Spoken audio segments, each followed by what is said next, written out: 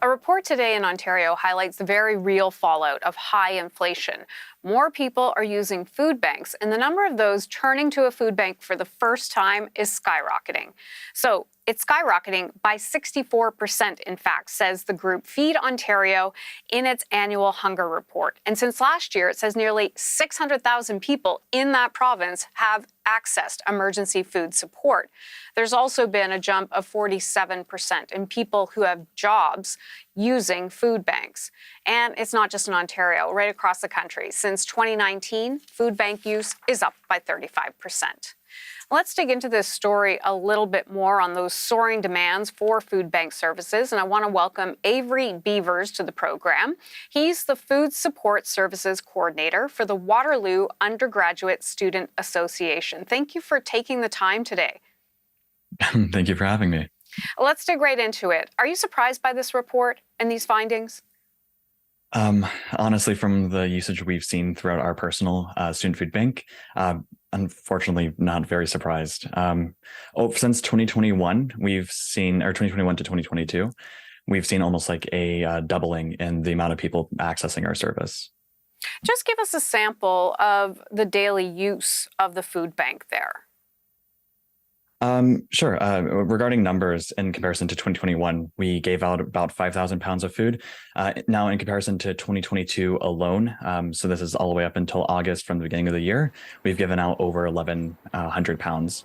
And the way our food bank operates, it's essentially a hamper program. People come to one of the major buildings, they ask for food hampers, and it's essentially just a bag that contains lots of food. And we find about every day, 6 to 20 people access our service. What are students telling you right now why their demand is there? Yeah, the demand for the food bank. We find that we do collect a fair amount of data from people who do access our service. And we find a majority of them are actually graduate students. The major complaint or the reason why seems to be rising rent prices within KW. A lot of grad programs, they pay minimum wage or just about slightly above, maybe $16 an hour. And it's just not enough to decide between rent and food. You obviously have to choose rent. So we find a lot of grad students are the ones who are mostly affected. And just talk about desperation, like how long are people going without groceries, things like that? From a lot of just anecdotal evidence, but a fair amount of people, about 20, 30 users in the service we personally interview every term, we find that we're talking about stretches of like 3, 4, 5 days. We're really meant to be there for like emergency food assistance. So like between paycheck to paycheck, we're there. For continuous support, the Waterloo Regional Food Bank has been an amazing resource. But again, it's not uncommon to have some people who just maybe had one meal over a 3 to 4 day period. One meal over a 3 to 4 day period. They're just so desperate.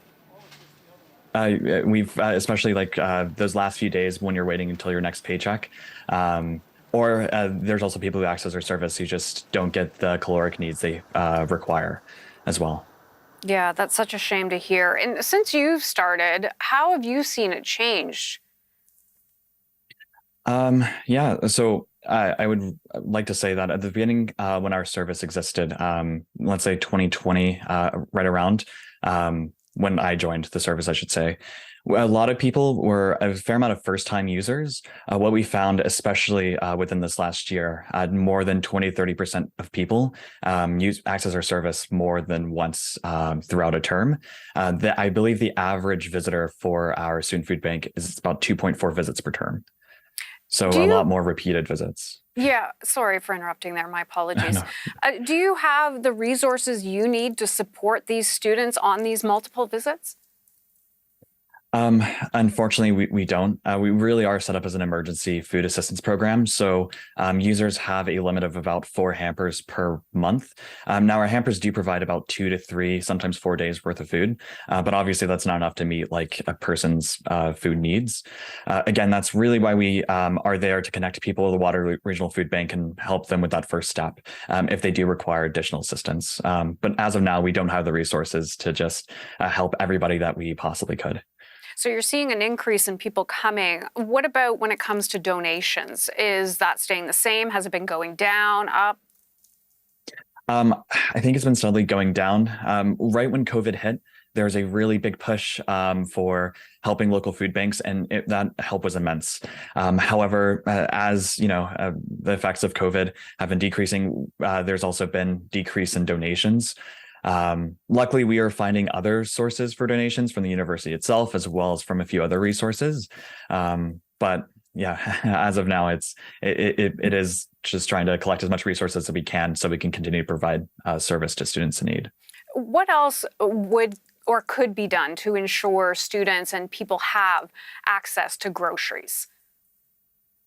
I would say additional assistance programs, possibly. We find a lot of people who use our service are also people who receive a fair amount of their income or grant money from OSAP. So possibly if there was, even if the university themselves could provide, some type of funds, whether it's like a grant of like a grand or so per term, it would really go a long way to those people in need and who just require food.